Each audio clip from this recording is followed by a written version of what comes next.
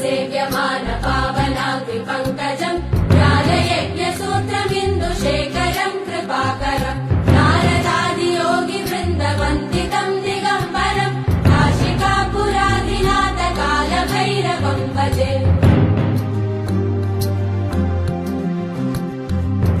भानुकोटिभास्वरम् भवाब्धितारकम् परम् नीलकण्ठवीप्सिदातदायकम् त्रिलोचनम् कालकाल